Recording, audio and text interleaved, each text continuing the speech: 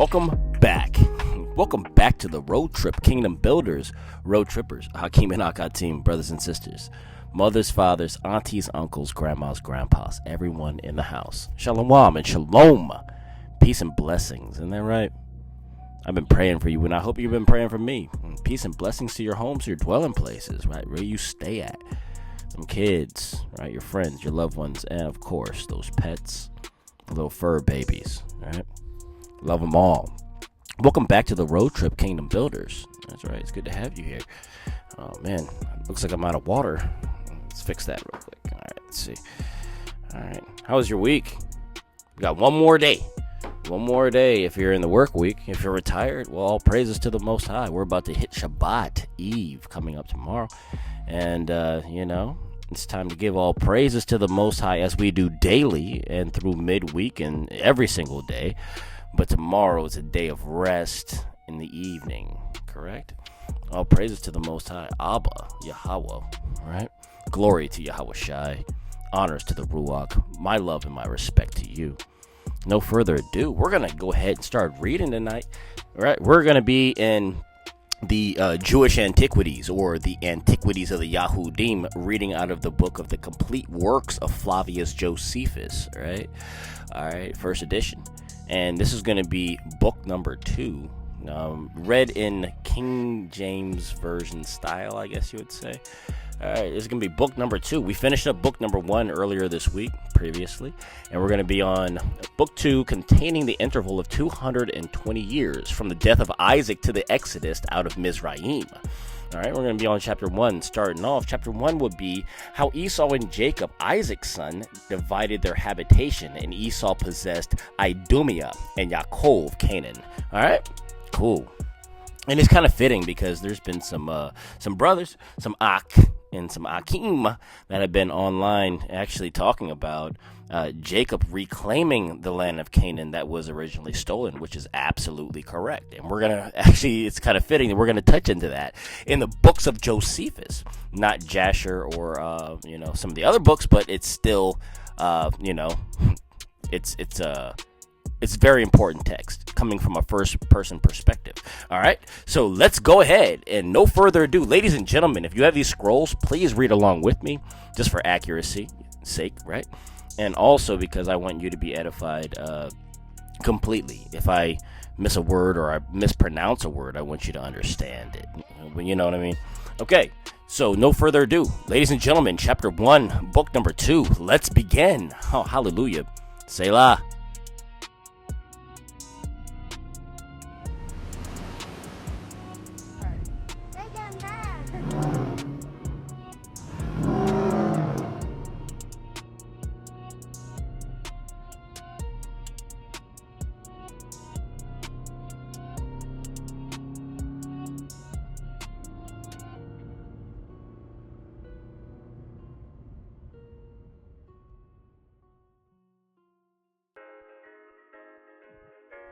Chapter 1, Section 1, and it reads, After the death of Isaac, the sons divided their habitations respectively, nor did they retain what they had before, but Esau departed from the city of Hebron, and left it to his brother, and dwelt in Seir, and ruled over Idumea.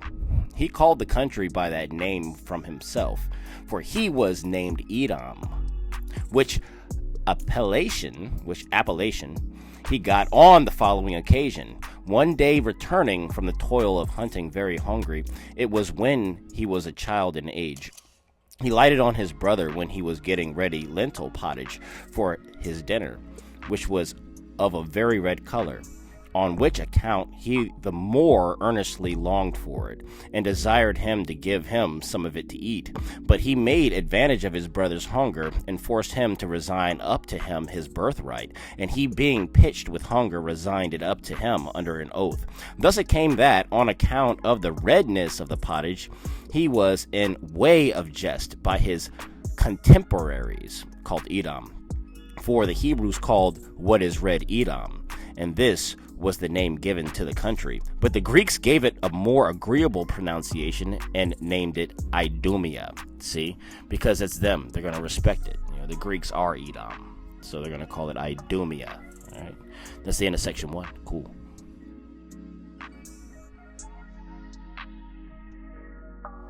Section 2, and it reads, he became the father of 5 sons, in whom Jeush and Jalam and Korah were by one wife, whose name was Oholibama. But of the rest, Eliphaz was born to him by Ada, and Reuel by Basemath. And these were the sons of Esau. Eliphaz had 5 legitimate sons: Teman, Omar, Saphas or Zepho, Gotham or Gatam, and Kenaz. For Amalek, right, was not legitimate, but by a concubine whose name was Timnah. These dwelt in the part of Idumea which is called Gebal, and that name from Amalek, the Amalekites, right, for Idumea was a large country, and did then preserve the name of the whole, while in its several parts it kept the names of its particular inhabitants. That's the end of chapter 1. All right, we're going to continue on to chapter 2, how Joseph, the youngest of Yaakov's sons, was envied by his brothers when certain dreams had foreshown his future happiness. All right, and I love this because it's very parallel to the scriptures that you're familiar with, but it adds details that were either omitted or maybe forgotten, or maybe not highlighted by certain prophets for certain reasons. Everything was given different to everybody. Okay, all right, everybody gets a little piece of the puzzle. Let's continue. Chapter 2, section 1, and it reads, it happened that Yaakov came to so great happiness as rarely any other person had arrived at. He was richer than the rest of the inhabitants of that country, and was at once envied and admired for such virtuous sons. For they were deficient in nothing, but were of great souls, both for laboring with their hands and enduring of toil, and shrewd also in understanding. And Yahweh exercised such a providence over him, and such a care of his happiness, as to bring him the greatest blessings, even out of what appeared to be the most sorrowful condition, and to make him the cause of our forefathers' departure out of Mizraim, him and his posterity. The occasion was this: when Yaakov had his son Joseph born to him by Rachel, his father loved him above the rest of his sons, both because of the beauty of his body and the virtues of his mind, for he excelled the rest in wisdom.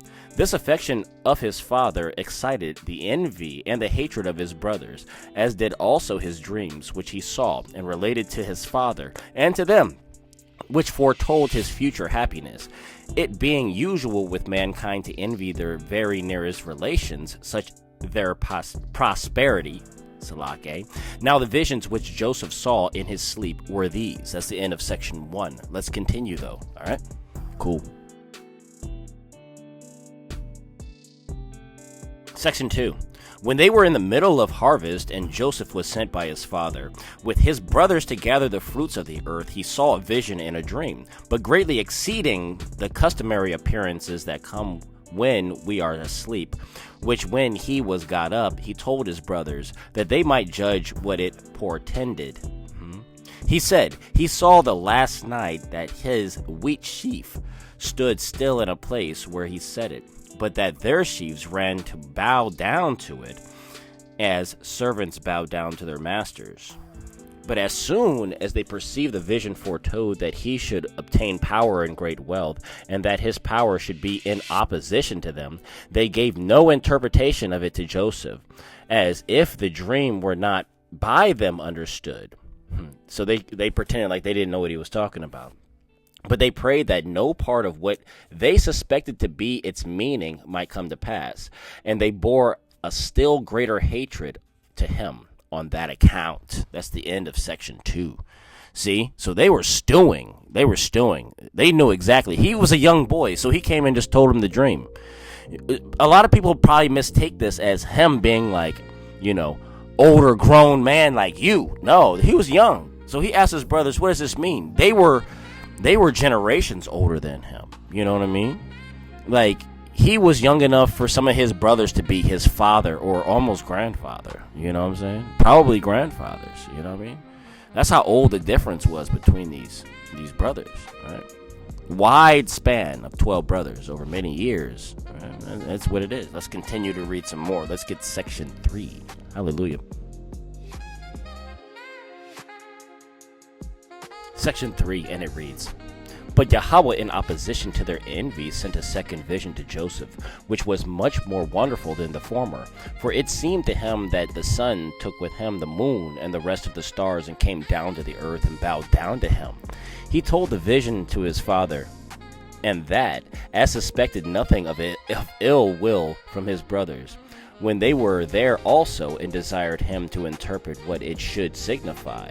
Now Jacob, Yaakov, was pleased with the dream, for considering the prediction in his mind, and shrewdly and wisely guessing at its meaning, he rejoiced at the great things thereby signified, because it declared the future happiness of his son, and that by the blessing of Yahweh that time would come when he should be honored and thought worthy of worship by his parents and brothers, as guessing that the moon and the sun were like his mother and father, the former as she that gave increase and nourishment to all things, and the latter he that gave form and other powers to them, and that the stars were like his brothers, since they were 11 in number, as were the stars that received their power from the sun and the moon."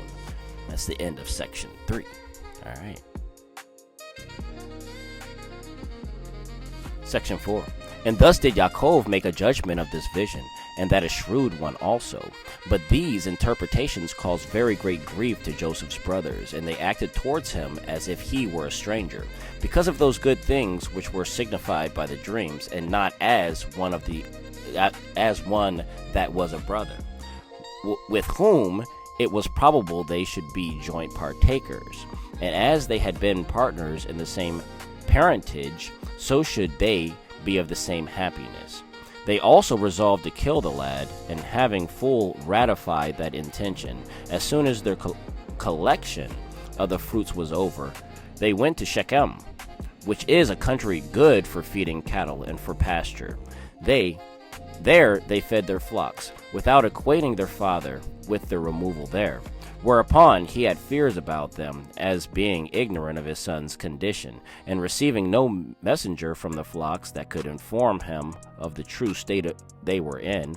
So because he was in great fear about them, he sent Joseph to the flocks to learn the circumstances his brothers were in, and to bring him word how they did."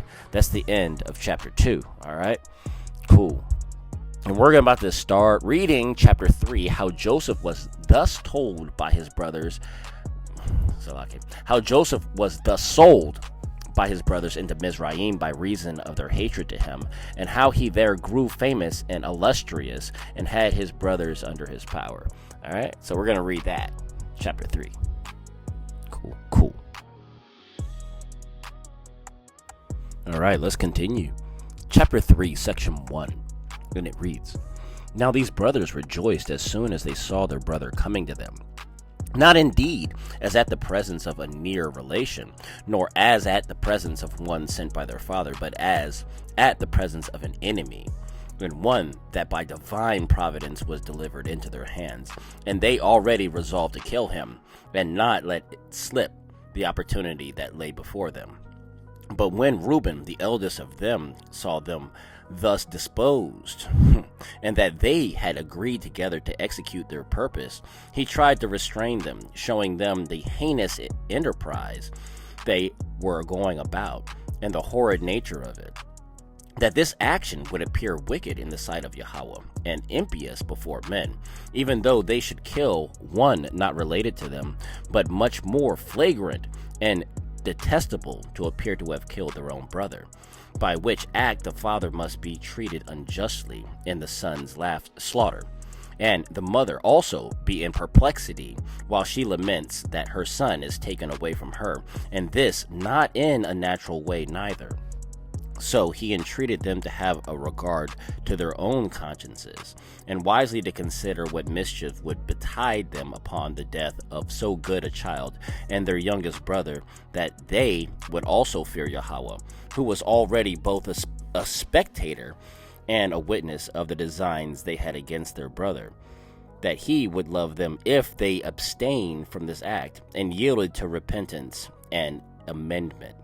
But if they proceeded to do the fact, all sorts of punishments would overtake them from Yahweh for this murder of their brother, since they polluted his providence, which was everywhere present, and which did not overlook what was done, either in deserts or in cities. For wheresoever a man is, there ought he to suppose that Yahweh is also. He told them further that their consciences would be their enemies if they attempted to go through so wicked an enterprise, which they can never avoid, whether it be a good conscience or whether it be such as one as they will have within them when once they have killed their brother. He also added this besides to what he had before said, that it was not a righteous thing to kill a brother, though he had injured them, that it is a good thing to forget the actions of such near friends, even in things wherein they might seem to have offended, right? We got to forgive. But that they were going to kill Joseph, who had been guilty of nothing that was ill towards them, in whose case the handicap of his young age should rather procure him mercy, and move them to unite together in the care of his preservation. All right. That the cause of killing him might the act itself much worse, while they determined to take him right off of the envy at his future prosperity, an equal share of which they would naturally partake while they enjoyed it, since they were to him not strangers, but the nearest relations, for they might reckon upon what Yahweh bestowed upon Joseph as their own, and that it was fit for them to believe that the anger of Yahweh would for this cause be more severe upon them, if they killed him, who was judged by Yahweh to be worthy of that prosperity, which was to be hoped for, and while by murdering him they made it impossible for Yahweh to bestow it upon him. Right? They didn't want to change the will of the Most High, pretty much. All right, that's the end of section 1. All right, cool.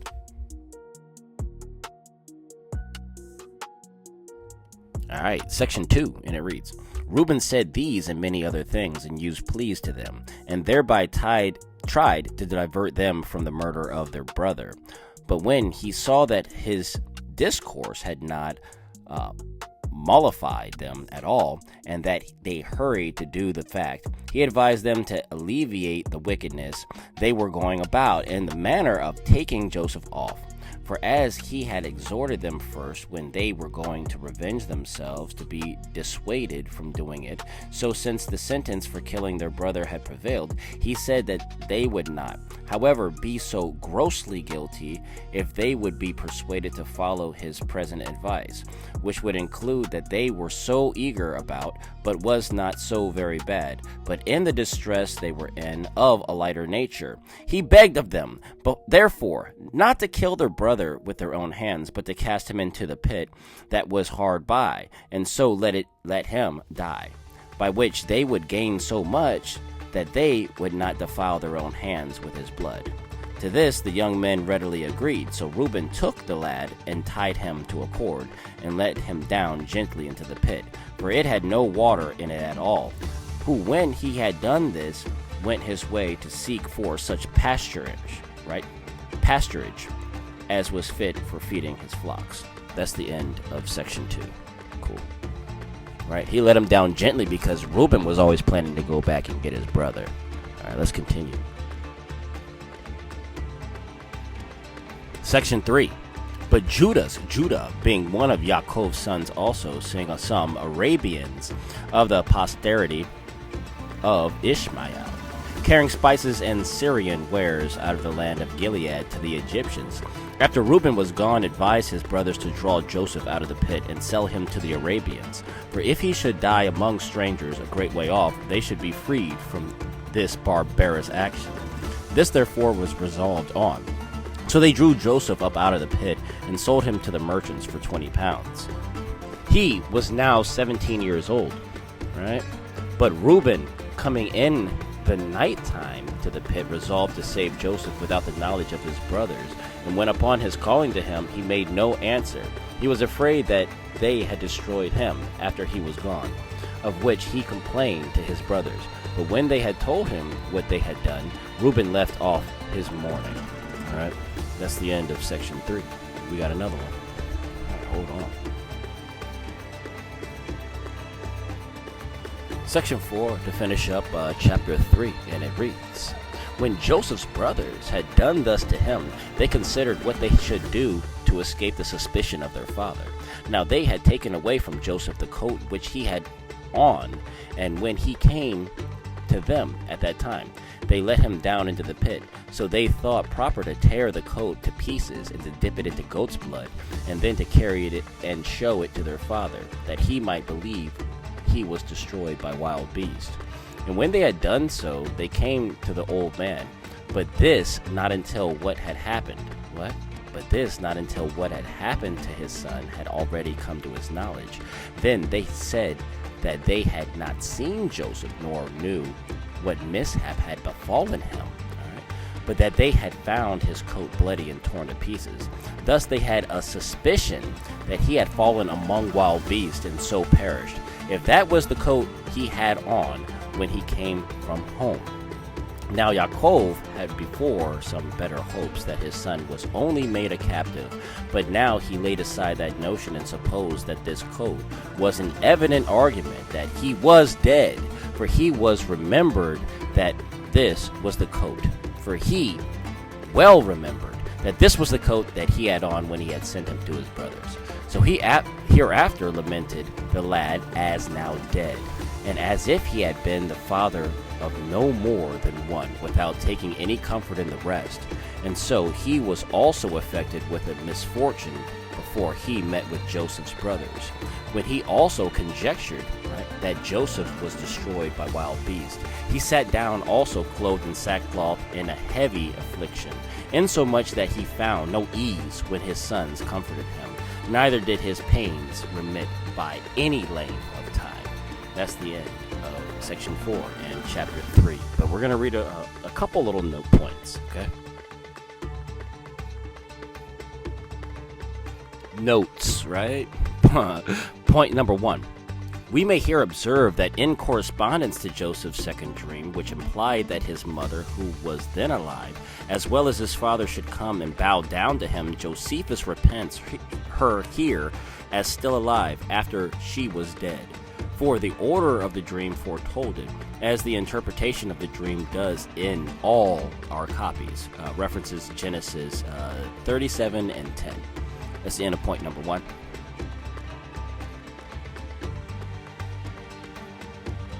And point number 2 reads, the Septuagint has 20 pieces of gold in Testament of Gad 30, the Hebrew and Samaritan 20 of silver, and the vulgar Latin 30. What was the true number and true sum cannot therefore now be known. Alright? Why does it call it the vulgar Latin? Right? It didn't disrespect nobody else but the Latin. Alright, let's continue reading though. That's the end of chapter 3. We're going to start on chapter 4 on the next read. So we just did 2 and 3. Chapter 4, I don't know, we could get it. Nah, we'll do chapter 4 on the next read. Alright, all praises to the Most High. And it's great to have you here with me, Mishpachah, and Akeem and Akatim, right? Kingdom Builders, Road Trippers. And, please be safe out there on the roads as you travel to and fro, as you're doing your prospective business, right? And you're taking care of the family. All right. Until we read again, until we speak again, you know the drill. It's always all praises to the Most High, Yahweh, Bahashem Yahweh Shai, all right? And my love and my respect to you. Can't wait to see you again. Look forward to it. I love you. Be safe. All right.